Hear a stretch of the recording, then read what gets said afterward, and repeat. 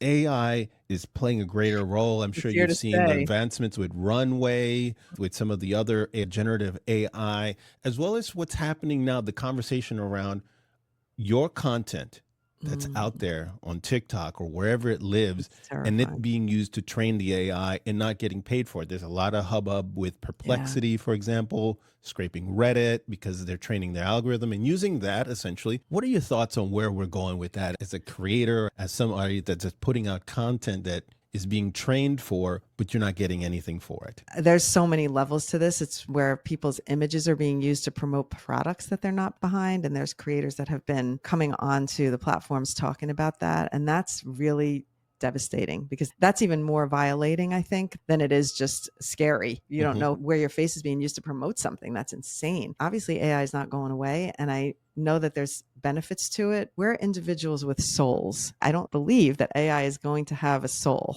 at least not in my lifetime. I always think that I could have an AI bot answering, let's say, the comments in my TikTok or my community, or I know on Instagram they have a thing now where you can Hmm. automate responses. I won't do it, but I just think it's still going to be recognizable because of my little nuances, how I am as a person, and how my nuances change. AI is learning, but we can change faster. I want to hope and believe that we can. With AI, we've talked to a few AI guys and gals, Um, and one of the things that it may have been Neil, I just can't remember right now who said this, but AI cannot replicate your experience. I've got one of these in your honor oh, in my hands through the podcast so I could exactly so I could channel you. You could say, yesterday I was in the Greenwich Village and I was eating a cheese sandwich and this rat mm, jumped out of the sewer and people were going crazy. Like, it can't replicate that yet. It's not very at that accurate level, right? So experience that you just shared. your No, I'm just experience, kidding. right? Your experience is yours.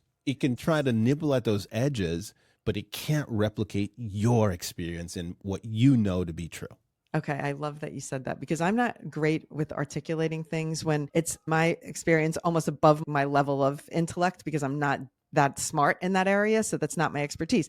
I could talk a good game in production, but you just articulated exactly what I mean. Like the emotion or the reaction and how we're going to do things. I know that AI can learn these things, but it can't be us. So Yeah.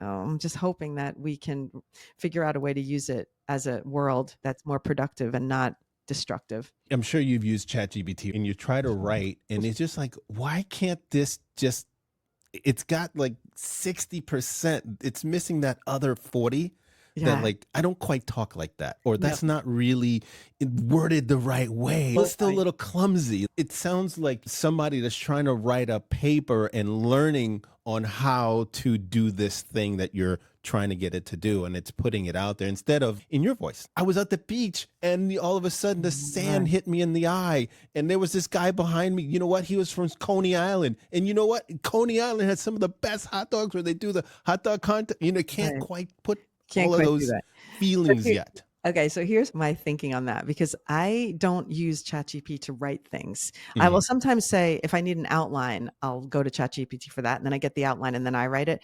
But I've been doing it the opposite now, and I find Mm. it's much more productive or successful when I do it the opposite. So I write it quickly, and I don't worry if it's a run-on sentence or if it's bad grammar. I just write it almost like a run-on Helen thought, and then I just give it to ChatGPT already written, and I say, Hmm. make this better. Something simple like that, write this better. And then I read it and I'm like, just cleaned up my grammar, but it still has my vibe. So I'm Hmm. giving it my vibe. And then it's giving it back to me, a cleaned up version of my vibe. So it's quicker for me to write something, but it's not like I'm giving it to the bot to write from scratch. And I Hmm. think that's where people are missing how to use it well. They're taking too much time doing back and forth and trying to ask it a question, then it writes it, then make it this way, then write it, make it more hip, then go back. Going back and forth takes longer than writing it from your soul and then put it in and then let the bot clean it up. We use them all: Perplexity, ChatGPT, Okay. for all kinds of different things. And I know there'll be a day when Yeah. it'll be a lot easier to use. It's still a little clumsy. It doesn't always figure things out. But I Right. like your approach. It's different. I think I cracked the code on how it helps me. Mm. So it's because it's hard for me to then make a ChatGPT thing into my language. It's easier for the bot to take my language and just clean it up a little bit. And I just really like it. It's been so productive for me. Instead of proofreading things, I can say, just tweak this. If I don't like the way it tweaked it, I'll put it back, or I'll add my language back in if it cleaned it up too much. So yeah, that's what I recommend.